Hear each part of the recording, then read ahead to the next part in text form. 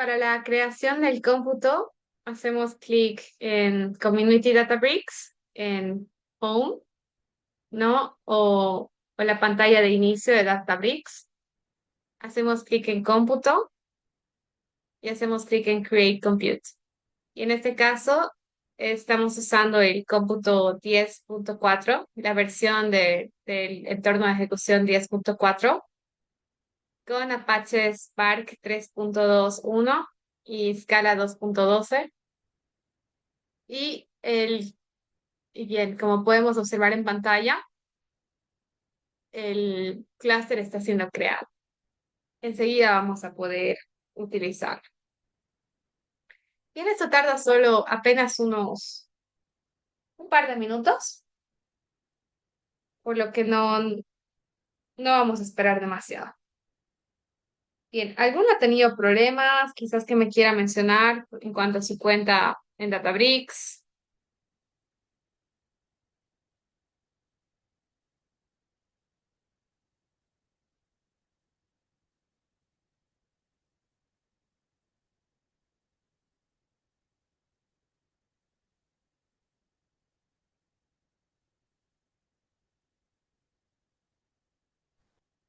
Bien, asumo que Magistro, yo todo va recién bien. pude ingresar, Ujú. entonces teníamos que entrar a cómputo y después a crear un cómputo, ¿no? Correcto. Crear cómputo y la versión 10.4.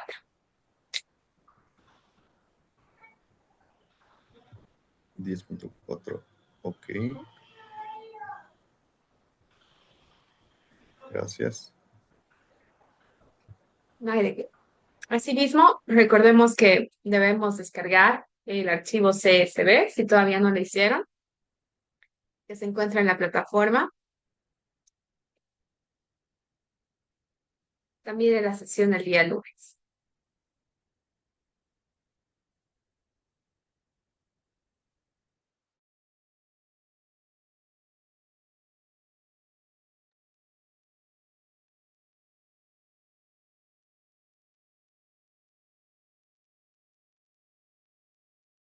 Bien, es normal esperar algunos minutos.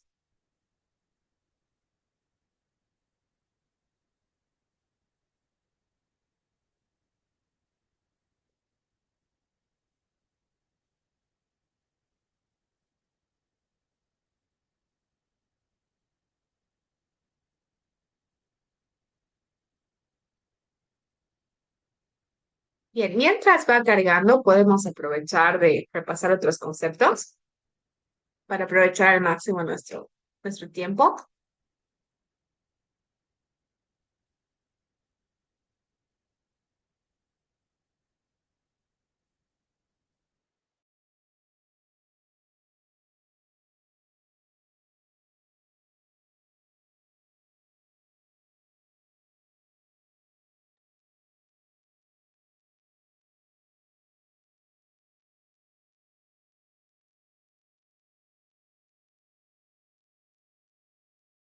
Bien, sigue en creación. Y en el caso mío, acaba de concluir la creación. ¿Me confirman cómo les fue en el caso suyo?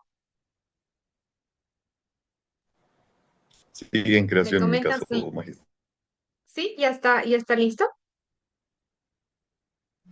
Sigue todavía creándose. Oh, de acuerdo. Excelente.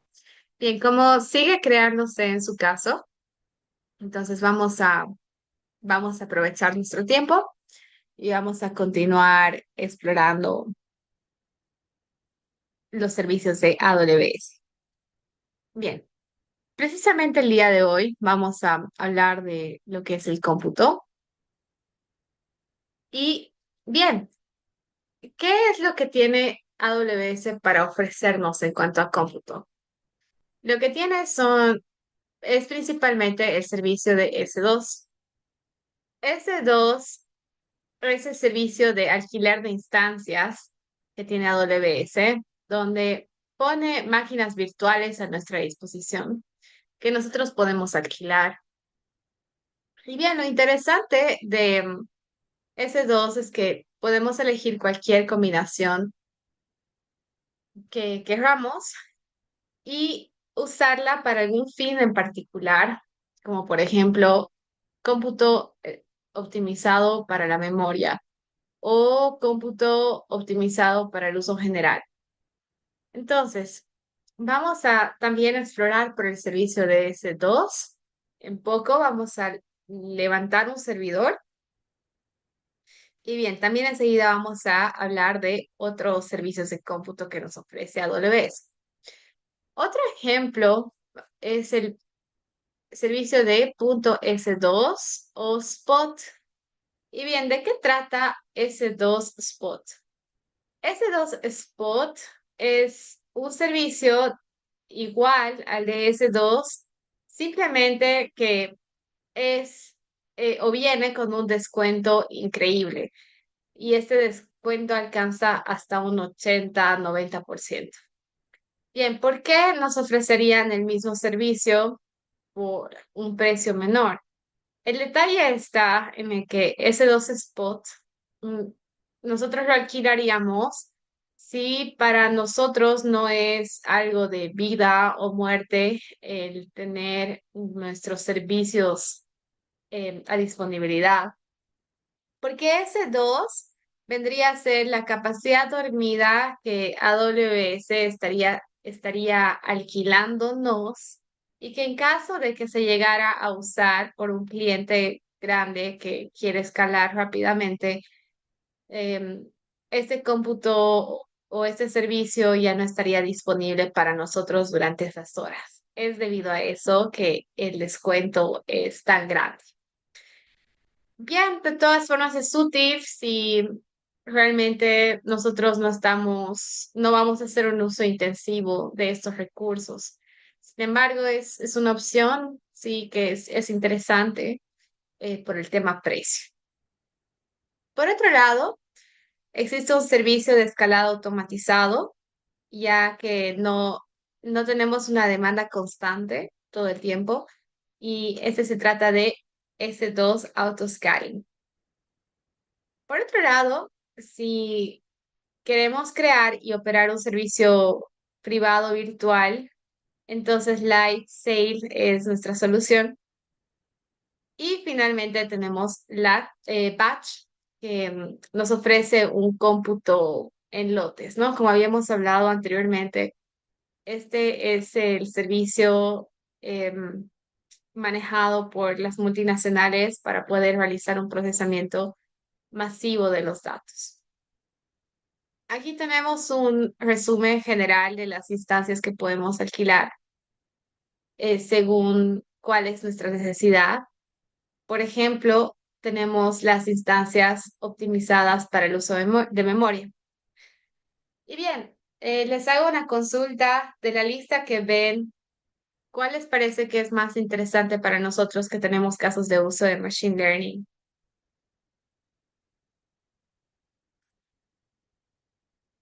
Obviamente tomo en cuenta participación, ¿no?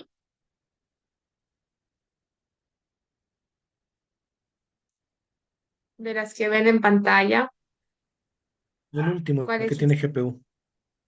Excelente, muy bien. Alex Salazar, ¿no es cierto? Sí, correcto. Ok, muy bien. ¿Y a qué se debe?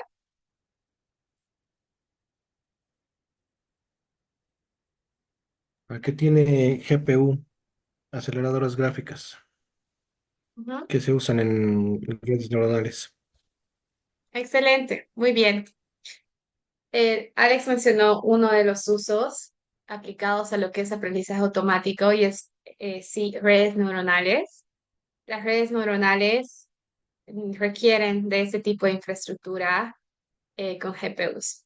Adicionalmente, otro uso del machine learning que podemos citar son o bien, de la inteligencia artificial en general, los large language models, ¿no? Que, por ejemplo, son modelos como los que nos han ofrecido ChatGPT, que se trata de lenguajes largos, ¿no? Entonces, para entrenar este tipo de modelos, que evidentemente tiene mucha información como base, ha sido necesario que las, las computadoras puedan tener una memoria bastante intensiva y que el procesamiento de esos modelos se haya realizado en conjunto. Es entonces que soluciones como esta, la que nos brinda AWS, donde nos alquila instancias con ese tipo de cómputo, tienen un rol muy importante para aquello. Bien, no sé si han visto el video que,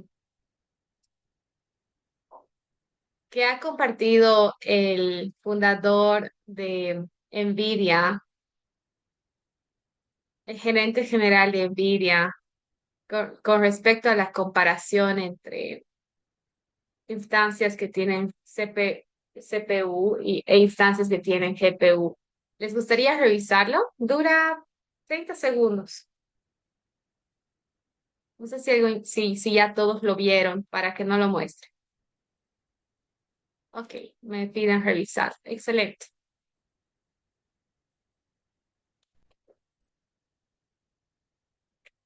Entonces lo vamos a proyectar.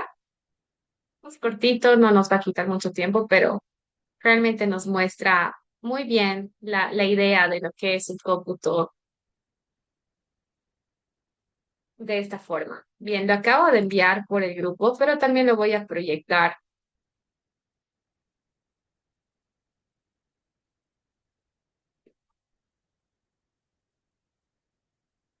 A ver, lo estoy compartiendo. Ahora sí. Y también le voy a añadir subtítulos. Bien, visualmente vamos a comprender muy bien la diferencia entre CPU y GPU.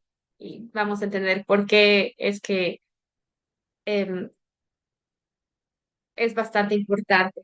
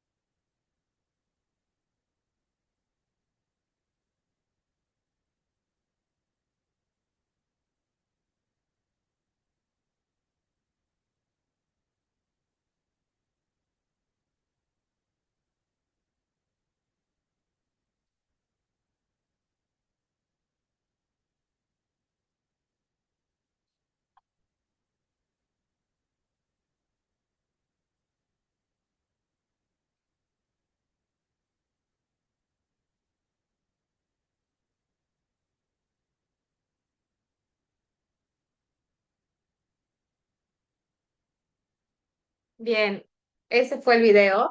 Creo que se comprendió bastante bien, ¿no es cierto? La idea.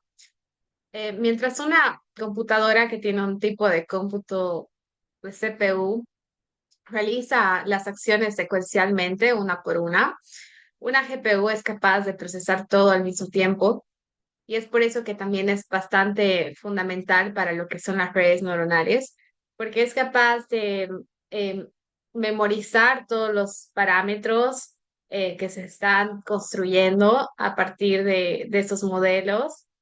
Y bien, aquello realmente requiere una memoria bastante amplia. Bueno, hemos podido observar que realmente hacen la diferencia, ¿no es cierto? Súper. Bien, vamos a hablar de qué está detrás del cómputo o bien del servicio de cómputo en AWS S2. Y bien, habíamos mencionado que la virtualización es esa separación lógica que permite tener el modelo multi-inquilino. en la nube.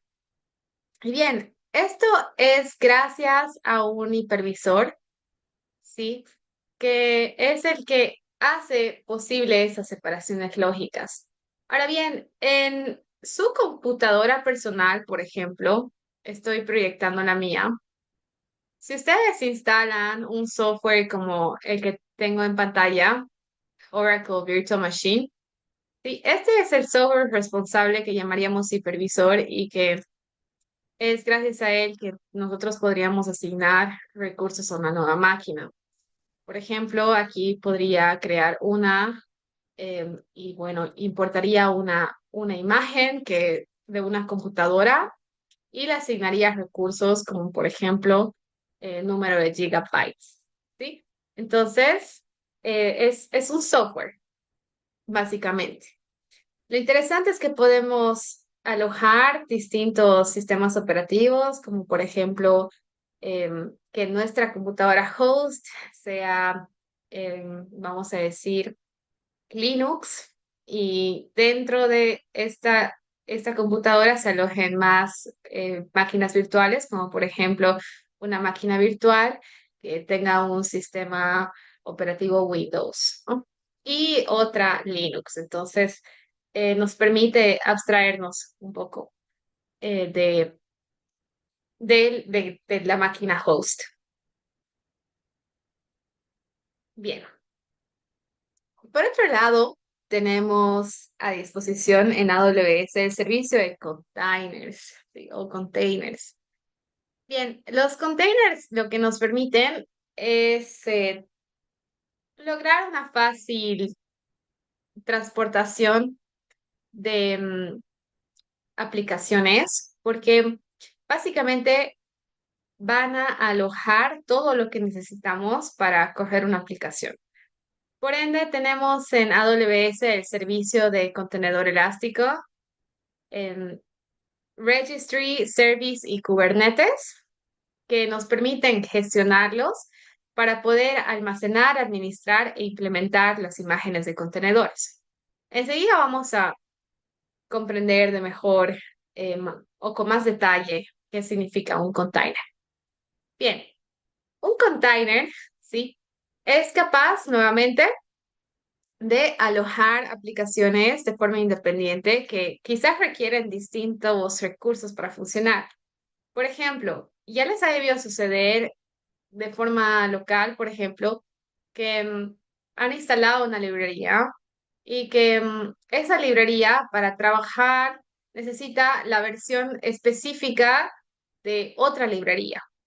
Y si ustedes ya tenían instalada otra librería, ¿sí? Diferente a la versión exacta que ustedes necesitan, entonces su computador entra en conflicto y será necesario desinstalar una de las librerías para poder continuar.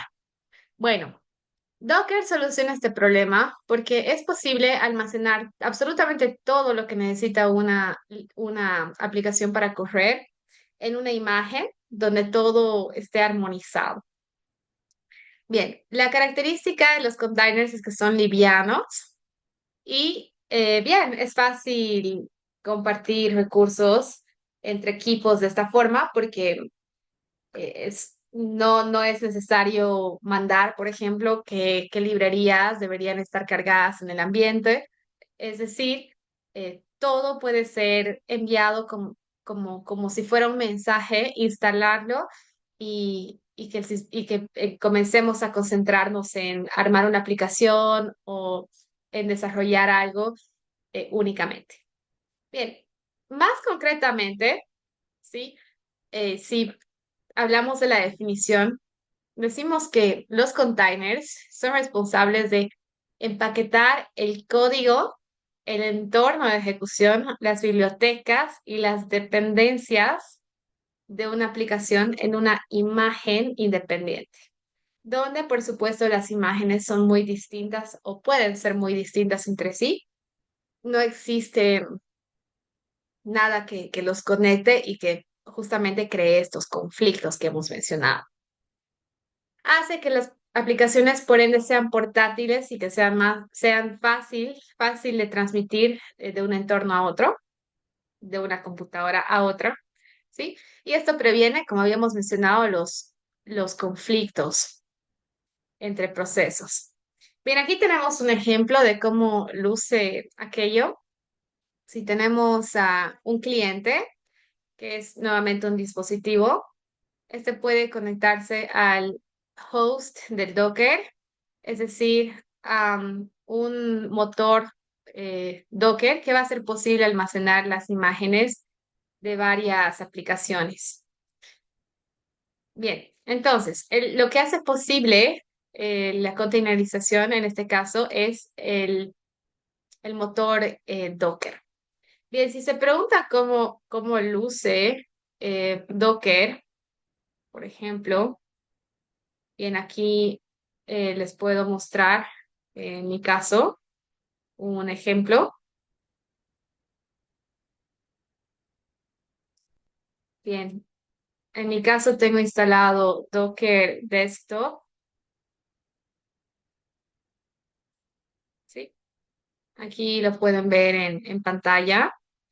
Y, por ejemplo, si quisiera iniciar lo que tengo aquí, basta con hacer clic en Start, ¿no? Entonces, este es un container en mi lista, ¿no? Podría tener más de aquellos y activarlos es tan sencillo como hacer clic en correr. Bien. Si nos preguntamos entre la diferencia, bueno, si nos preguntamos por la diferencia entre virtualización y Docker containers, decimos que el nivel de virtualización es el siguiente. Cuando hablamos de las máquinas virtuales, la virtualización ocurre en el hardware y en el sistema operativo. En cambio, cuando hablamos de Docker, ocurre en la capa de aplicación. Por ende, el uso de recursos en cuanto a la virtualización es intensivo y para Docker es menos. Tenemos un alto aislamiento, lo que hace bastante segura trabajar con una virtualización y relativamente seguro trabajar en Docker.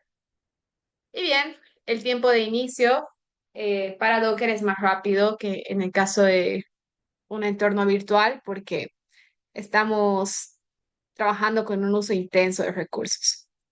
Y bien, el container en Docker es mucho más portable.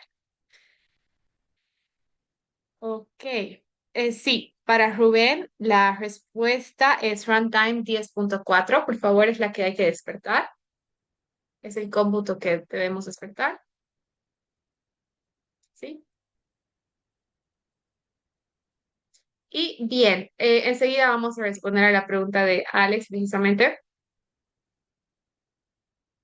Bien, aquí tenemos en pantalla el uso intensivo de recursos que ocurre con una máquina virtual. Como ven en pantalla, tenemos la utilización de las máquinas virtuales que se posibilitan a través del hipervisor.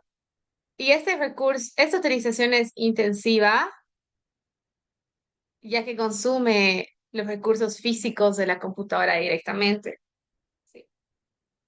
Todo aquello es posible gracias al software del hipervisor. Y como podemos ver, podemos alojar distintos em, sistemas operativos. En el caso de Docker, como podemos observar, todo esto ocurre gracias al Docker Engine y esta vez hablamos de una capa de separación desde el nivel de la aplicación en containers. Como podemos observar, tenemos las apps que corren independientemente y el uso de recursos es menos intensivo, dado que no estamos usando más o no estamos activando más recursos físicos por parte de la computadora. Todo está corriendo, además, en un mismo sistema operativo.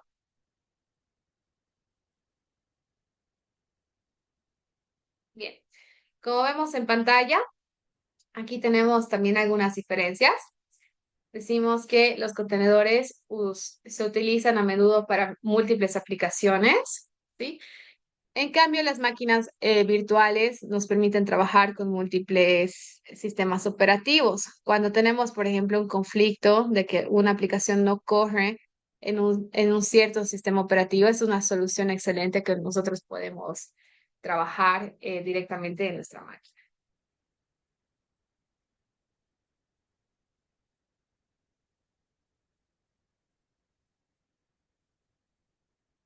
Ok,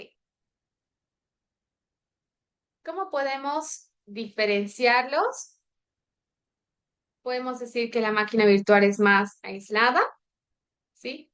Pero también existen técnicas en las que podemos mezclar estas dos tecnologías. Por ejemplo, podríamos trabajar con Docker desde múltiples máquinas virtuales.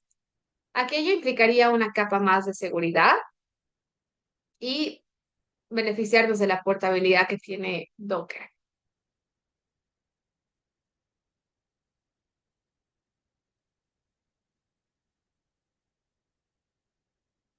Bien, pasamos a lo que son los servicios serverless de cómputo. En este caso, tenemos como primer ejemplo Lambda. Lambda es un servicio en el cual nosotros solo pagamos por el cómputo consumido. Bien, serverless es un término que es bastante importante en lo que es el cloud computing, porque significa que nosotros no tenemos que preocuparnos, como en el caso de S2, por ejemplo, de con qué sistema operativo vamos a trabajar o qué imagen necesitamos para para la computadora, etcétera. Nosotros directamente vamos a ejecutar código o ejecutar acciones sin preocuparnos por cuál es la red, en absoluto, nada de la infraestructura. No nos preocupamos en absoluto en la infraestructura, ni por mantenerla, ni por apagarla, reiniciarla, en absoluto. Vamos a ver un ejemplo, sí, de S2 para aquello. Pero bien, no nos preocupamos en absoluto de aquello. Directamente corremos código y cada vez que ejecutamos acciones, ahí sí se contabiliza cuánto se han esforzado esas máquinas por ejecutar esas acciones y pagamos por ese cómputo. Y entonces ese es el significado de serverless, que nosotros